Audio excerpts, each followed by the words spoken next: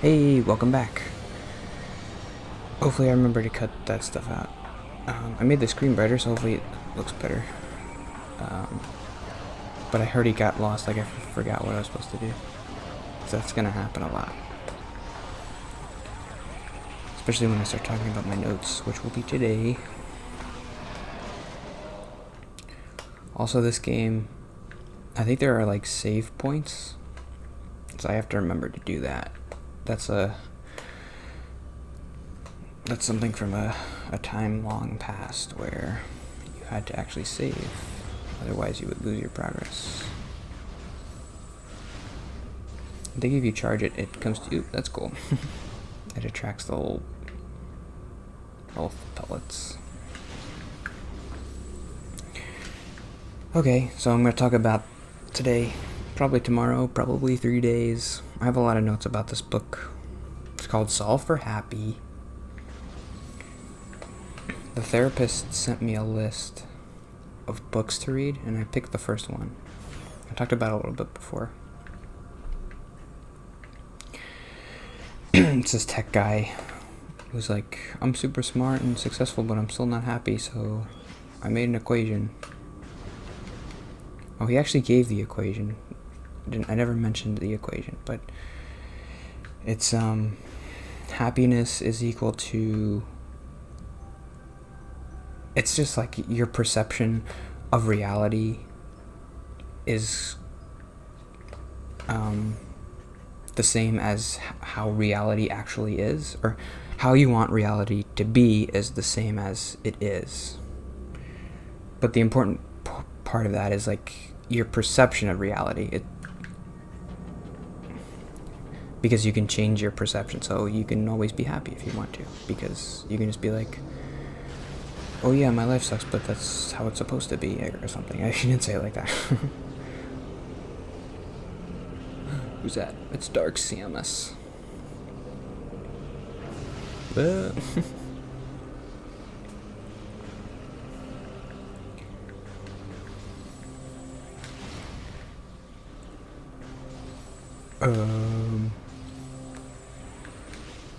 So he's like, I'm at the part of the book where he's like, there are 6 illusions of thought, because your brain's default state is happiness. But there are these 6 illusions that break this default state and make you think things you're not supposed to. So I got to the first illusion, which was illusion of thought. You are not the voice in your head. That's the first illusion. It's the idea. I mean, I've heard people say this before, and I've heard this idea before. I've never really... I like the way he explains it better than I've heard it before, which is your thoughts. When you're by yourself and you're thinking, those thoughts aren't you. What am I watching? Something happened.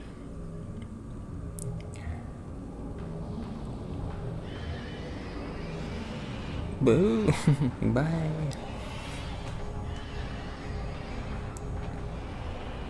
I went into like the dark world or something.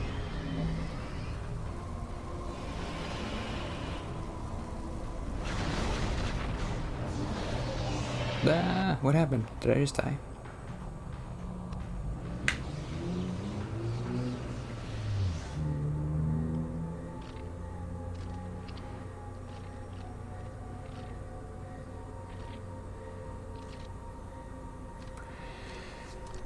The thoughts in your head aren't you. Which I guess makes sense. It's hard to think like, well, if your thoughts aren't you, then who are you? But it makes sense, because when those thoughts go away, you're still you. You aren't thinking all the time.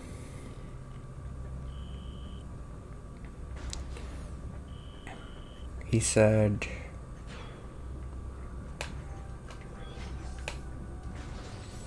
your thoughts are like a vantage point. So when you see things, you look through your eyes, so you can never actually see your actual eyes. If you look in a mirror, you're seeing a reflection of your eyes. If you take a picture, you're seeing your eyes in a picture, but you're not seeing your actual eyes. You can never see them. So your thoughts are outside of you. They have to be. They can't be you, otherwise they couldn't think. Does that make sense? He explained it better, probably.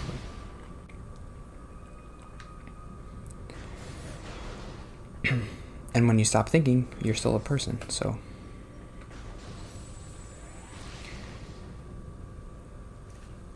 It's kind of scary. I go through the same thought process all the time, which is like what the therapist is saying. I keep thinking, how can the solution be to not think?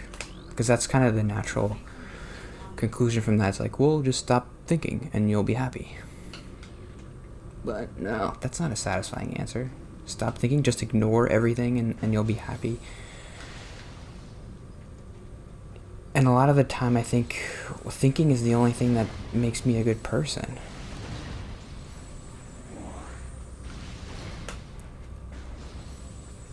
Bad people, they just do stuff and they don't think about it and they don't think about other people and they're just like, yeah, whatever, I'm just me and I'm doing my thing, and those are bad people. I guess maybe they're not bad people, but I don't like them. Nobody likes them. Where am I going? To the left.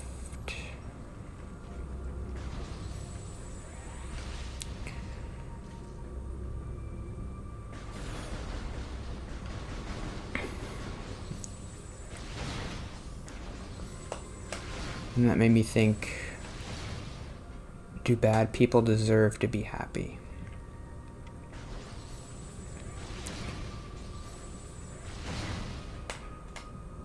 And I think most people, myself included, would say no.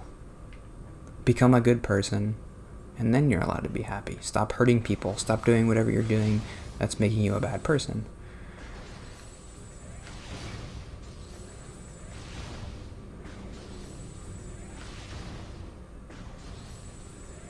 I remember I wrote that note down, but I don't remember why. Bad people think they're good, so if think I'm bad, I must be good. What does that mean? That's a little bit of a non sequitur. It's not really... I don't know why I thought about that. I think I've tried to talk about that a couple times. Like, bad people don't think they're bad, otherwise they wouldn't be motivated to do all the bad things they're doing. They'd be like, being bad takes a lot of effort. Think about your least favorite politician, whoever that is. How do you do the bombs again? Did I lose the bombs? Maybe. Or maybe not. Maybe I'm just stupid. I'm pressing all the buttons.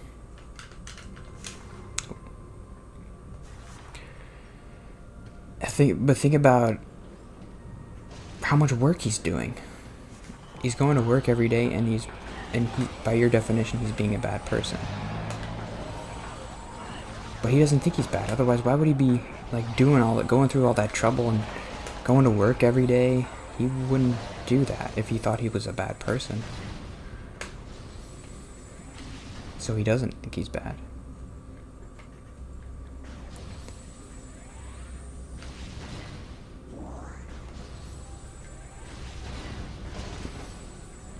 So the only way to be sure that you are a good person is to constantly question yourself. Like, am I doing the right thing? Am I being bad?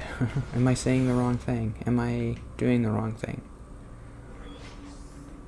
I guess the therapist would say on some level that's good to question your actions, but not so much that it causes you to never do anything, which is what I do, is like I just never do anything.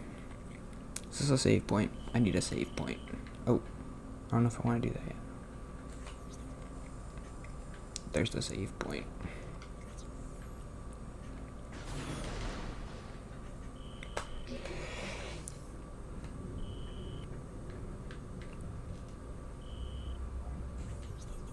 Where is it? It is weird how every game now, there's no more saving. It's just kind of fun to be like, oh, I didn't get to a save point in a long time. What am I gonna do? Don't die. That never happens anymore. Even in like horror games. Like Resident Evil has auto saving. Resident Evil 7, I think. If you die, it's not really a big deal.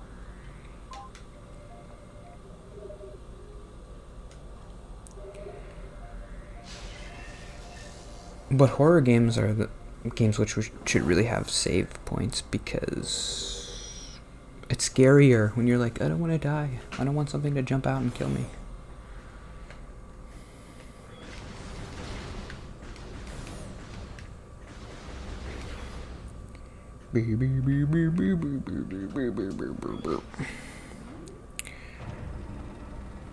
You're not the voice in your head.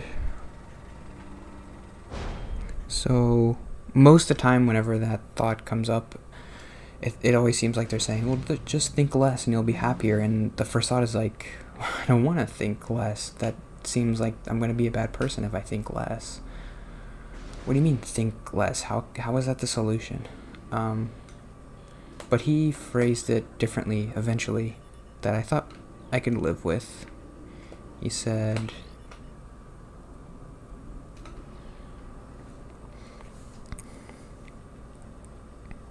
your thoughts are there to serve you.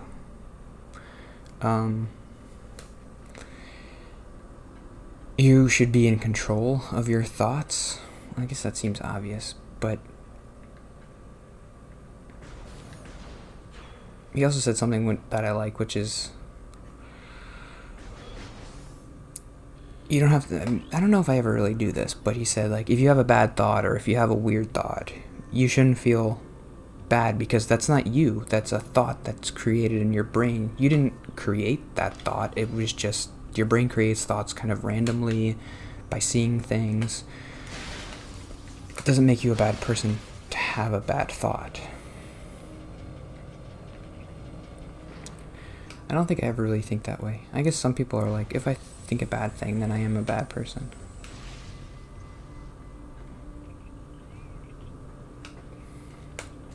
That is kind of a religious thing, like Christianity. If you think about committing adultery, it's just as bad as doing it. It's kind of the idea. I forget the phrase, but it's like, if you do it in your heart, then it's just as bad as actually doing it. Which is a little bit different than just having a thought pop up and saying, well, that's a bad thought. And I mean, if you're able to recognize it as a bad thought, then that should be a clue to you that you don't actually want to do it. Because you're like, oh, that's bad.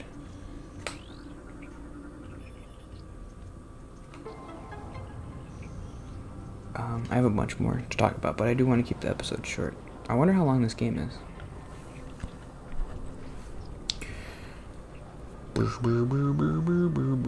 I didn't really talk about the whole idea of like your thoughts are a different person. I guess I'll do that tomorrow. Like, it's a separate thing. Your thoughts are a separate thing. It's not you. I mean, I don't really understand it fully, but I had some interesting thoughts about it. Metroid Prime 2.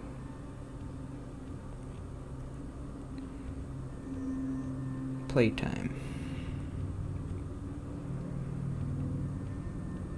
30 hours? Main story, 20 hours. Main and extra, 31. Whoa, this is long. This is as long as The Last of Us. Well, how long is The Wind Waker? I think it's shorter than this. That's crazy. How long does The Wind Waker take? Oh, 25 hours. It's the same. That's like 80 episodes. I just started 2 long playthroughs. Well, there we go.